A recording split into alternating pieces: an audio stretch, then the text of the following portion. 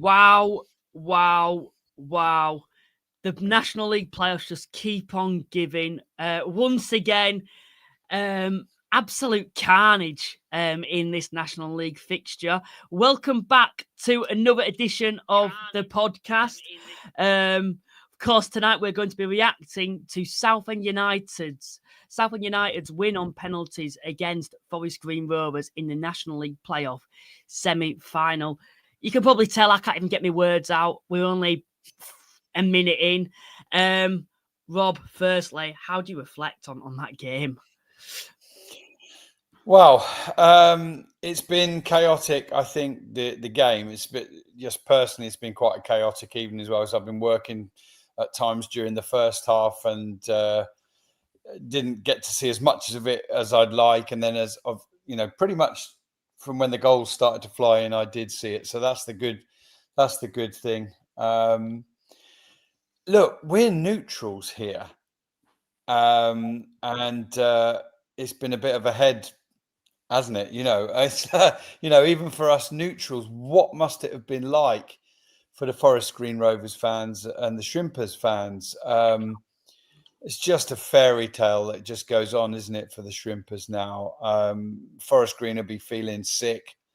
They got back level in the game after going behind. They got what looked like it could well be the winner in extra time.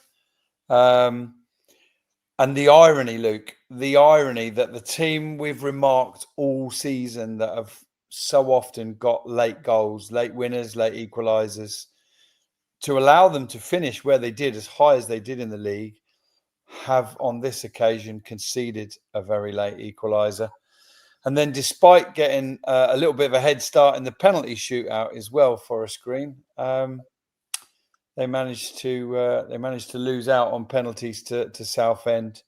We'll take it through, I guess, in sections. I've got a few thoughts on the penalties and the penalty takers, but we'll come to that in due course. I think you saw more than me of the first half. It was 0-0. I know you had some technical issues, but I think most people would agree that Southend were the more industrious side in the first half. They looked the sharper, didn't they? Yeah, I'd agree. I did have technical issues in the first half and for a bit in extra time as well. I think I saw the penalties via Rob's phone, so that's how much to see the penalties. It did buffer at the worst possible time. But from the first half, from what I saw, Southend came across as the better side, and it just felt like they needed to put the ball in the back of the net. And I suppose it's what gave me a bit of confidence about Forest Green Rovers throughout the whole 90 minutes is they've played like that all season, where it feels like the opposition are getting on top. It feels like the opposition are going to go on to score. Yet they stay strong defensively overall, and they just catch you out on the break when you least expect it. And I think that was probably the case with the second goal and the first goal. Southend took a lead. For me personally, I didn't think it was over at that point. They expected Forest Green to come back, which they did. And all three goals were all headers, weren't they?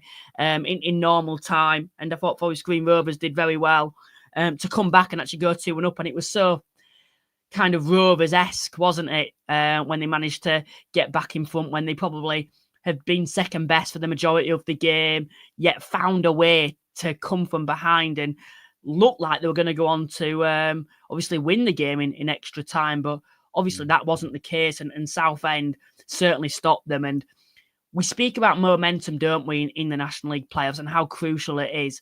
And Oldham did it last night with the momentum they got. I believe Southend did it once again. You can tell by the way that Southend actually won tonight. It's momentum that's carrying them through to this final. And I think for Southend supporters and Oldham supporters now, they're both one game away from getting back in the Football League, which I don't think either fan base would have expected early on in the season or even going into these playoffs. No, not at all. Not at all. And the interesting thing about Southend prevailing in the end is just before they got their equaliser, I was thinking to myself the irony that they'd gone behind at Rochdale 3-1 down and come back to win 4-3. And yet in this game, of course, they led 1-0 and had it turned around on them. But you're right. I don't think they ever threw the towel in. There was 4 or 5 minutes left when they got themselves back level again at 2-2. Three very different types of headers. I think the Innis header that equalised for Forest Green was Southend would have to look at their mark in there. That was a little bit too easy. It was unmarked and it was a relatively easy header. And there were some elements of that could be said about the Osadibe goal as well. But I loved the Goodliff header. That's interestingly, Gus Scott Morris tried to take that free kick quickly and smashed it against the Forest Green player and then appealed for a yellow card. It didn't happen. And then it was sent in by Coker, wasn't it? And Goodliff jumped. I don't think anybody thought as the cross came in from so far out and he was so far out, I don't think anybody thought Goodliff was trying to head towards goal, but he did. It was a brilliant jump, brilliant header. No chance for Can in the goal. So I thought that was the two Southend goals, if I'm honest, were the two better goals in the game. Some defensive questions that they need to think about strongly before they take on Oldham, who've got a big physical presence and a big ability in the air. But Bridge on as a sub, the 1-2, got the ball back, swept in the finish, the only goal of the four with his rather special right foot. Yeah, certainly was. And I think for me, I looked going into that game and I felt it was two very evenly matched teams. And I think a lot of people did in terms of, I don't think anyone thought they were going to blow Forest Green were going to blow Southend away. And I don't think anyone thought Southend were going to blow Forest Green Rovers away. And it was such a hard fought match from both teams. I thought Forest Green in the first half, like I mentioned, I think probably were second best, but in the second half, I felt they upped the gears a little bit and they did play some lovely stuff at times. But Southend just have this way of finding ways to just get back into the game. Because for me personally, I was watching that second half and I thought when that second goal went in for Forest Green, I thought, right, that's probably it now. They're going to see this game out and they'll be on their way to Wembley. And I think, Southend should have applauded for what they've done this season and what they've done in these playoffs and rebuild next season. I didn't expect now to be talking about Southend entering a playoff final. No, I must admit, these games are very hard to predict. I did feel it would be tight and it would go to extra time and penalties. That's the only thing I called. I mean, you can also say that's sitting on the fence. But, what staggered me, I mean, we've talked about it since they signed. They made the additional 2 signings in the space of a few days, didn't they, once the season was already underway? But Forest Green's riches up front are ridiculous, really, with Quigley and with Doidge and with Cardwell. And I personally was rather shocked that Quigley got the nod tonight. Cotterill justified it by saying the last home game of the season, he was unplayable. He was excellent. And he had a feeling he was going to start with him. But I thought the finishes would be key. And they were in different ways, weren't they? Cardwell came on and played his part for sure. But to have players of the quality of Cardwell and Doidge not starting that game, neither of them, I found it a little bit surprising. Obviously, Bridge came on to good effect, and so did Osadibe. But what about those other subs, Luke, in the penalty that came on pretty much for the penalty shootout? At least one on either side that have come on cold into a penalty shootout and missed or had their shot saved. I think one was saved, one was smacked against the woodwork. I don't know what the stats show, but after the first time that a team did this and it worked, every time I've seen it since, it has not worked. Mm-hmm. What's your thoughts? Well, I think I always flash back to that Euro final between England and Italy when Southgate tried to do that and Rashford and Sancho both missed. And tonight was the same story. Walker missed. And Noel's also missed too. I think we both actually came on for the penalty shootout. They both came out very late in the game, in extra time for both sides, and both penalties were pretty poor. I think Noel skied it right over the bar. I think it hit the crossbar actually and came back out. And it just doesn't seem to work at all. I think players like that, when you put your main focus and you've been brought on to score a penalty, there'll be even a more additional pressure, I think, on you, if that is your pure purpose, is to go on the pitch and score a penalty rather than actually being eased into the game. Because I don't think those players will really felt like they'd have contributed in normal time. So to just be brought on to take a penalty, for me, it just doesn't seem right. And I don't put penalty takers down to actual ability of players, if that makes sense. I think anyone can miss a penalty at times. Lionel Messi, Cristiano Ronaldo, they've both missed penalties before. And I think it's the same as well with teams. We can see teams as best players miss penalties all the time. It's whoever's got the bottle on the night. And I'd much rather have players that have played during the game than players that have been purely come on just to take a penalty. And I think both managers have to look at themselves potentially on that. I know Kevin Mayo, that'll be his last focus at the moment, but his side missed a penalty. Walker came on and missed a penalty from that, and Steve Cottrell as well. But I think for Forest Green, it were more than 90 minutes why they'll be disappointed. I think it's the fact that they didn't see the game out, which they should have done when they were 2-1 up. Yeah, just to be clear, it was 1-1 at full time, and that Forest Green took the lead in at extra the start time. I mean, yeah, of extra time. I'm also thinking, talking about the penalties, about the decision to be the fifth penalty taker. Now, Southend, their fifth penalty taker was Gus Scott Morris. He's their top scorer, 20 goals, phenomenal achievement from right wing back, far and away their top scorer. And it felt kind of apt, didn't it, that he was taking the fifth one, and you never even had a doubt that he was going to miss the target, did you? But I'm just trying to work out who would have been, because this is the problem with being the fifth penalty taker. Forest Green's fifth penalty taker didn't get to take a penalty because it was too late. And I'm just wondering, looking at the fact that Adam May went off in the 119th minute to be replaced by Harvey Bunker, was it due to be Harvey Bunker? Probably people will say, well, it doesn't really matter now anyway. Liam Sercombe. I mean, look at the penalty takers for Forest Green: Harry Cardwell, Tom Knowles, Charlie McCann, and Liam Sercombe. You wouldn't have bet on two of those missing, would you? I mean, they're quality players, and Sercombe has shown his quality at times this season. That'll be a bit. I thought he was Forest Green Rovers' best player for me, Sercombe.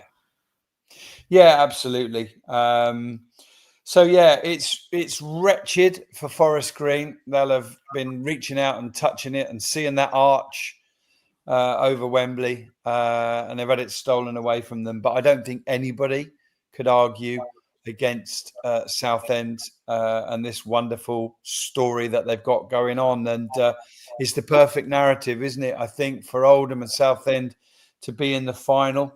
And I think we as neutrals are going to get a fantastic final. Wembley is going to be bouncing. And I don't even know. It could be, I don't want to get carried away, it could be a 50,000 plus final. I can see Southend maybe taking 25,000, Oldham 20, 5,000-6,000 neutrals maybe. I don't know. What do you think? I think 50,000 is very realistic. Do not underestimate Southend and the power that they have of, taking a large number to Wembley. And so are Oldham as well, next Premier League side. I think if they can sell out 12,000 home fans at home and fans were missing out, I certainly think they can take double that in the playoffs. Absolutely. Maybe they can get 25,000 as well. I have to say, don't anybody misunderstand that comment. I'm just aware of just how much further Wembley is from Oldham as it is to Southend. But, having just recently seen my own side who get 2,500, 3,000 crowds take 18,000 to Wembley, it does make you wonder just how big that crowd can be. And it's got me scrabbling around. I was going to Google it, but we didn't have time to see what the attendance was in the Chesterfield-Notts County playoff final, which I presume is the biggest one we've had so far. I mean, obviously you could go back in a lot of years, can't you? But yeah, I think it could even beat that. So yeah, and don't be asking me just yet on a prediction for that one. No, what we're doing. Both sides have been scoring a lot of goals. And the difference probably, you'd say, is that Oldham have not been conceding them, have they? 4-0 against Halifax, 3-0 against York. Whereas Southend have obviously conceded 5 goals in the 2 games, but they've managed to score 6. Yeah, 100%. I don't want to preview that game too much at the moment, but I think I've seen Oldham fans already online suggesting, and I think it's true. I was watching that game, and I don't think either side were at the same quality as Oldham last night. However, in a final, it can be totally different, and Southend have proven they can compete with anybody, and they are a horrid side to come up against. I have to admit that as a Halifax fan. They can stop anyone from playing on their day, and that'll be a really gritty final, in my opinion, and a really tight game. I know you've mentioned there about both sides scoring a lot of goals. For me personally, I think in a final, both sides are also very strong defensively, and I can see that being quite a low-scoring game. I think it'll be a very nervy and edgy game, and I could see that one going all the way. But we'll come on to previewing that fixture in a week or so. But I suppose just finally reflecting on tonight before we come to the comments and kind of wrap things up. For Forest Green Rovers, do you think they can have too many regrets from tonight, Steve Cottrell, or do you think it's more of a case it was Southend's night? Yeah, I don't know. I guess that's a question for Steve Cottrell, isn't it? I mean, he never stopped. There were so many close-ups of him. Obviously, clearly had a touchline ban who sat in the stand with his walkie-talkie and or phone, whatever it was, and he never stopped thinking. He never stopped tweaking things. He'll have to look back and think: did he pick the right side? Did he make the right changes at the right times? Who knows? But it definitely was to be Southend's night, and yeah, it's a tough one to take, isn't it, for Forest Green? But have we had any? Are they all down the pub, or have we had any Southend or Forest I think we've Green? had one or two fans in. I doubt many Forest Green fans will be turning up tonight. Not many York did last night either. I think a lot of people will be neutrals who are tuning in at the moment, and a lot of fans will tune in afterwards like they did last night. But I suppose for me as well, when I look at this, I actually think tactically both sides more or less got it spot on. Even Forest Green, maybe you could say they should have closed out a little bit more than what they did and defended a little bit more deeper, you could have said, when they were 2-1 up. Rather than trying to potentially go for a third, like I thought it felt like they were doing. But I thought in terms of substitutions, I thought both sides got it spot on. I thought they brought Cardwell on at a good time, Doidge on at a good time.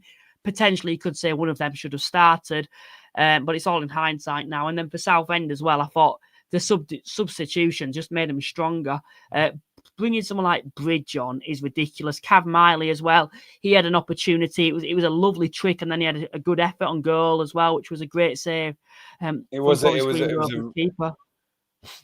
really, really good effort and a good save. And I turned to my son, who was kind of on the other end of the sofa, and he'd got more of an eye on the United and Tottenham game. But I showed it to him and I said, look, if that went in and that was scored in the Premier League, they'd be waxing lyrical over it. It would have been a goal of the season contender from Cav Miley. Wonderful. He's running in one direction across the pitch and just suddenly just back heels it, swivels himself, and it almost in the same move lets fly with a half volley. And Can did really well to save it, didn't he?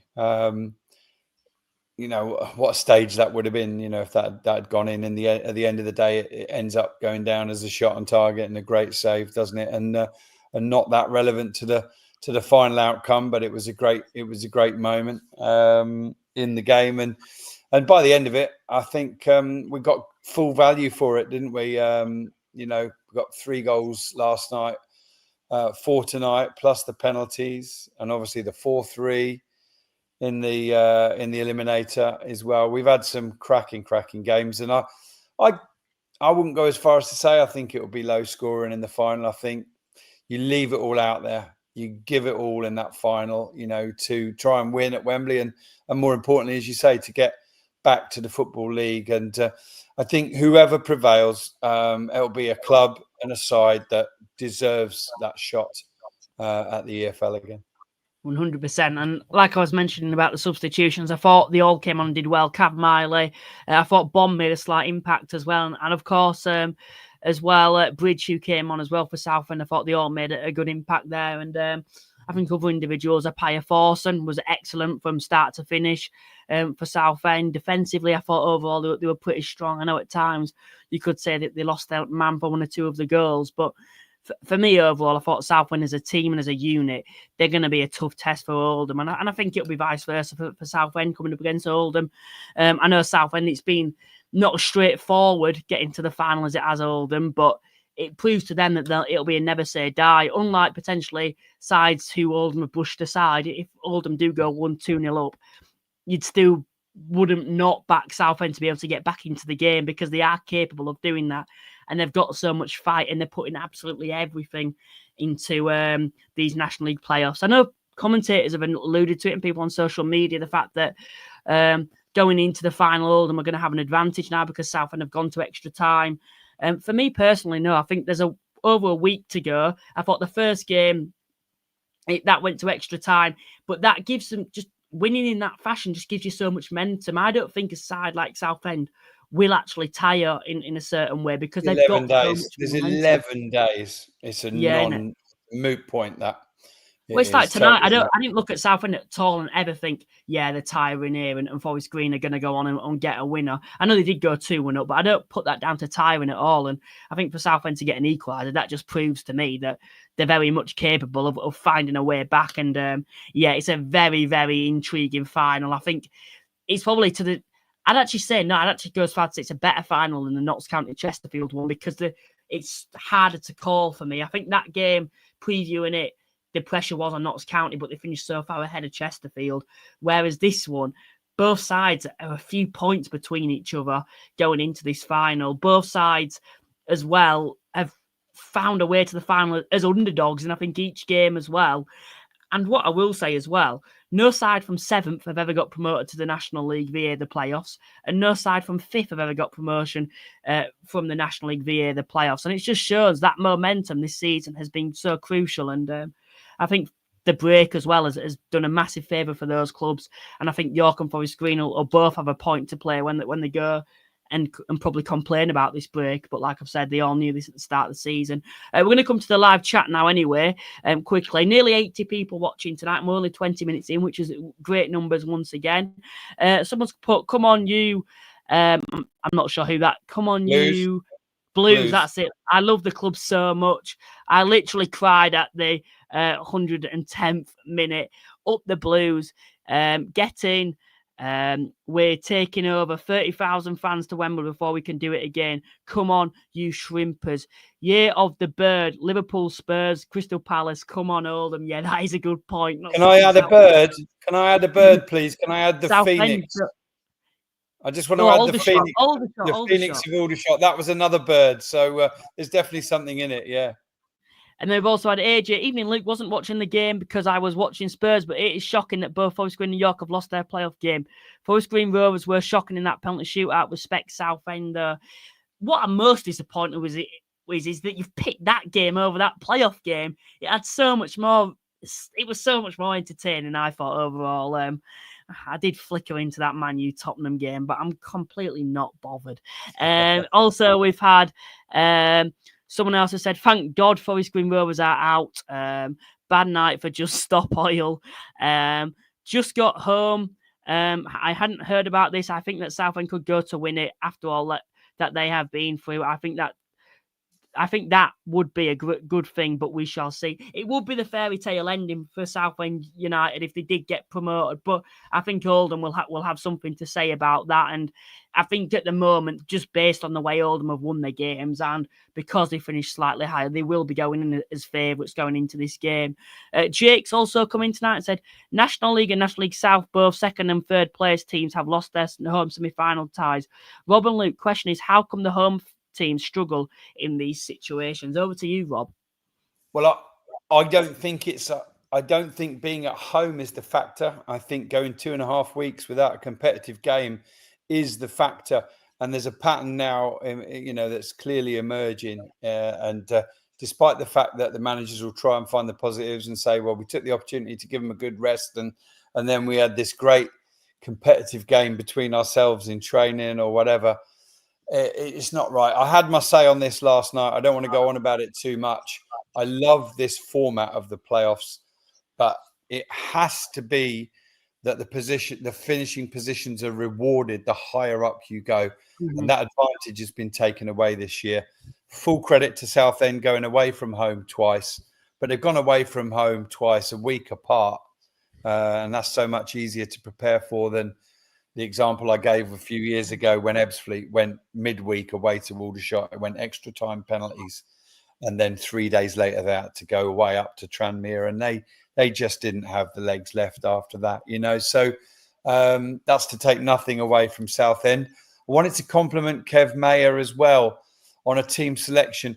I think Oldham have really hit a rich vein of form with the right players coming back and in the right positions at the right time. And I think it might be a little easier for Oldham fans to predict their team for the final. But Southend United, after players coming off the bench and doing well at Rochdale, the likes of Parallon and Kendall, they started tonight. And Mayer changed it round. And that shows really good belief in your squad and good tactical nous as well, to say different opposition, we'll line up slightly differently. And today I'm starting you, and you instead of you, and you. And you might have to come on and finish the game. So kudos to Mayer for that. And he's starting to prove and to show in the big one-off games, which, let's be honest, he doesn't have the experience of at this level, to show that he can equip himself and his team very, very well. 100%. And like I've said, just on Kevin Mayer as well, I just think for him as well, it really would be the fairy tale if they could go on and get promoted because of what he's been through. He's even received criticism from a certain section of the fan base this season when they've said, time's up now, thanks for everything you've done, but it's time to move on. And he's just proved once again how much of a good manager he is for Southend United. And I think they need to build a statue for that man, don't they? We'll see. But going to be an amazing occasion. 1st of June, so it's a Sunday afternoon, and one to be there if you possibly can. Certainly, if you're a shrimper or a Latic. But we'll be there on doing the media side of stuff, won't we? You'll be doing something for your podcast, and I'll be doing something for NL full time. And I'm absolutely delighted now. No disrespect at all to Forest Green, but I think this, for the neutral, is the perfect final. And I have to say, Southend against York for the neutral would also have been a very, very similar, very, very big occasion. But York and Forest Green will have to dust themselves down and go again next season. And I'm sure they'll be amongst the front runners and the favourites. But for this season, one of Southend or Oldham are going back to the EFL. And it certainly will be great for either club. Whoever do it, it'll mean so much for that fan base. And they are two historical EFL giants, aren't they? Who shouldn't even really just be in League Two. I think both a League One could easily compete in League One, and some of their section of their fan bases will probably say the Championship as well. But if I did look like I was being a bit rude there, Rob, it wasn't that wasn't the case. I was literally trying to translate this into my phone. I think an Argentinian Southend United fan has come on. Now, isn't always the best, but this is what I gather he said. Boys, come on, Southend United. Now we have to go and give our all to the May final. Greetings from Argentina, a Blues fan here in Buenos Aires. Buenos Aires. Buenos Aires, yeah. Hola to you anyway. That's the only Spanish I know. Very well done, Luke. Very well done, mate. Yeah, I know. I'm very gifted. No, I'm only It's good, isn't it, that Google Translate, mate, isn't it? Yeah, it certainly is. It's coming good handy there. But no, cheers for tuning in if you do understand English at all. But it's good. I love it when people like that tune in.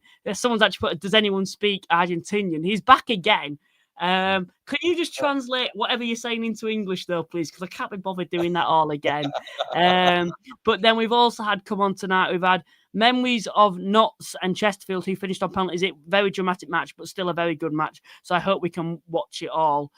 We can all watch it. For me personally, I want it to go all the way for the neutral aspect. I don't think either fan base will be wanting that, to be honest. I think they'll just want the game won, whoever side you are on. And then we've also had Peter, I subscribe to you with your Justin Rees interview. We are going to Wembley. What a turnaround.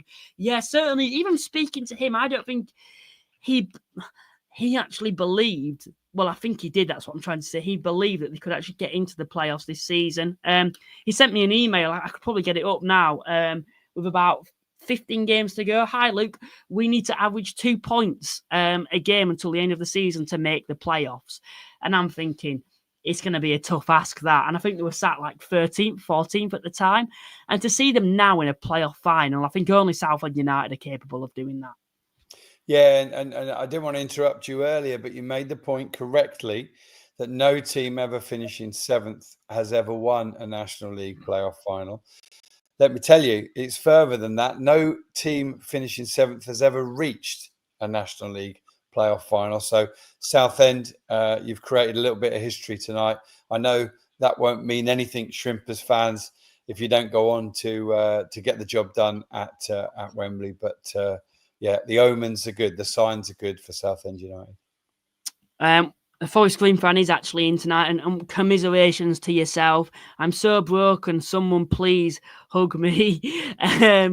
Yeah, I understand your pain. I think as a Halifax fan, the amount of playoff losses that we've had probably reminds me of the Boreham Wood game a few years ago during COVID that we lost. Probably the closest I can kind of connect to that game when we actually took the lead and we ended up losing 2-1.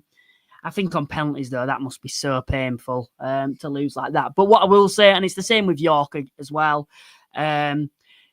both sides are very much capable of getting promoted next season. I think York may be disappointed that Forest Green haven't gone up because they know that they have the ability to splash the cash and will likely be on the tails or be competing with York City for the title next season. And I think already I expect both of those to be up there. And I think whoever loses in the final as well will be up there. And that's the positive to all the losers, I suppose, at this stage of the playoffs. I think they'll all be up there. Southend took 20,000-ish to the last playoff final at Wembley, 30,000 for Johnson's Paint Trophy in 2013. Would imagine something in that range. Love to see 6th versus 7th. It's 5th versus 7th, actually. Someone's put, amazed that Forest Green couldn't see the game out from a position of leading 2-1 with 4 minutes to go. Mostly Seagulls will be at Wembley. And then we've also had, coming on tonight, how do I get a ticket to the final? Well, to be fair, I think tickets will be coming out soon. I'm sure you'll be able to get them on general sale. We've also had Paul, a Bratislava Shrimper.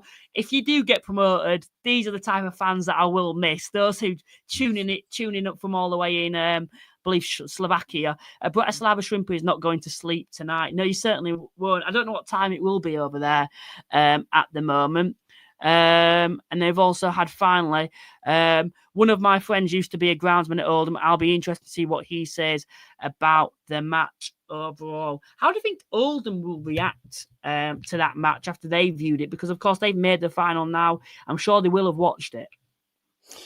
Yeah, well, they'll be very, very pleased with their own form and their own momentum, and they'll probably feel whoever prevailed, they'll have a great chance. But I think they'll know they're up against another juggernaut now in Southend United. It's a big club with a big fan base against a big club with a big fan base. It's easy to be a little bit forgetful or even disrespectful, isn't it, about Forest Green just because they're not that size of club. They find different ways to show their strength and their muscle and their experience. And something that just occurred to me was that despite all his years experience in management, for Steve Cotterill and Adam Hinchelwood, this was the first season that either of them, to my knowledge, had managed at National League level. Obviously, Hinchelwood had come up to that level. Cotterill had come down. They will have learnt so much this season that will hold them in good stead for next season. Can they both strengthen from where they are? York City undoubtedly can. Forest Green appear to be well backed as well. They must be, because to be quite frank about it, you can't assemble a squad of the quality that they've got on the crowds that they get. So they must be well backed and well funded. So yeah, I would imagine both those managers will be there again next season, and they'll be better for their experiences this year.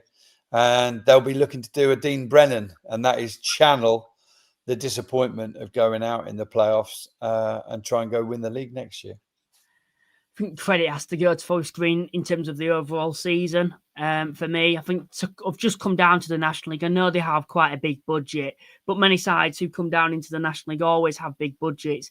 Yet the way that Forest Green have been able to galvanise themselves together and really put a go at actually being in the title race on top of the final third of the season, applaudits to you. And I think even tonight, they were competitive against Southend United. I thought it was a very good game. I thank both teams for what they produced tonight. I know there'll be Forest Green fans will be saying that we didn't play well. But for me personally, I think there were spells when Forest Green played well and Southend played well.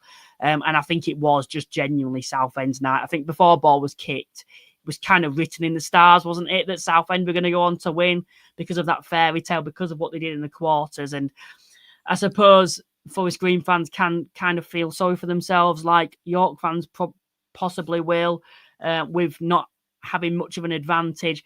Because, yes, they have to play one less game, but whoever wins the previous game has got an advantage for me on the home side because they've got so much momentum. You've mentioned their home, being at home. I think, yes, it's not much of a factor. It should be an advantage, but I think in the playoffs, it adds a lot of pressure as well to you, as well, when you're the home side too. And I just think the gap, it just isn't pleasant for either team. And I think it's a massive disadvantage. And I think it does need to be addressed for next season. I think last year, the way it was in terms of only having like a 3 or 4 day gap actually gives the home side an advantage. Of course, there's still an enormous amount of pressure on the home side and the other side's got the momentum. But still, overall, for me, I think the home side overall does have the momentum. This year, I don't think the home side has got any momentum at all, has got any advantage at all. I know people will say the home advantage. For me, I don't think it's that big in a playoff match. No. I mean, it can be, but I don't think so. And certainly more than negated by the fact that those home sides had to wait 2.5 weeks for the game. But there we go. Is that? Do you want me to take this one, David King? I'm so happy that Southend has made the final. Thanks for your great words and respect that you show our great club. Justin will be over the moon, and obviously that's aimed at you. Well done, Luke, for your excellent coverage. And if you haven't seen it, it's a long time ago now, isn't it? But it's still your pinned tweet at the top of your X account, isn't it? To the Justin Rees interview. But yeah, it's very, very late, Luke, isn't it? And, you know, we've come on as we said we would, even though it was 11:15 and it must be nearly 11:30 now. Have we got any last comments before we wrap up? I think we've had Jim who's coming and then we will wrap things up, I believe. Yeah. Do you want to read that out? Yeah. Jim thinks that he prefers the National League format to the way that the EFL do it. The issue with runners-up York not getting promoted isn't to do with the playoffs. It's to do with the only 2 promotion slots. Absolutely right, Jim. Yeah, we had a good old rant about that last night. And even my son, who doesn't watch National League football but loves his football, he said to me tonight, that's one positive from York not making it is that it really does add strength to that argument. It just can't be right, you know, a team getting 96 points and not getting a promotion. But yeah, we did it all last night. I don't want to end on a slight negative, but yeah, hopefully we can get that that 3rd promotion place soon for the National League. We'll keep pushing for it and trying to influence it wherever we can. But yeah, brilliant semi-finals. Thoroughly enjoyed it. Looking forward to the final in a couple of weeks. I actually like the playoff format overall in the National League. I just don't like the way that there's a gap. But no, overall, Rob, thanks for joining me once again tonight. It's been good to react to this game. I know it is very late, so I do appreciate you coming on once again for this one. And I'm sure I will see you at Wembley.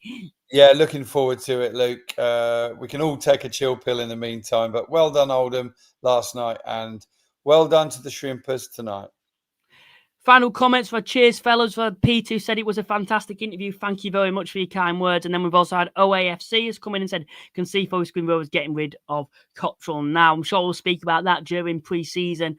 Potentially for me, I can't see it. I think they'll be sticking with him. I think he's done a good job this season overall. And potentially tonight, there'll be decisions that Forest Green fans won't be happy with, and the board might not even be happy with Cottrell's approach. But I think over the course of the season, he deserves a shot next season for me, and I think he's done a decent job at Forest Green. But no, I appreciate everyone that's tuned in. Great numbers once again tonight, considering it's nearly midnight as well. Thanks everyone that's tuned in. Please remember to like and subscribe.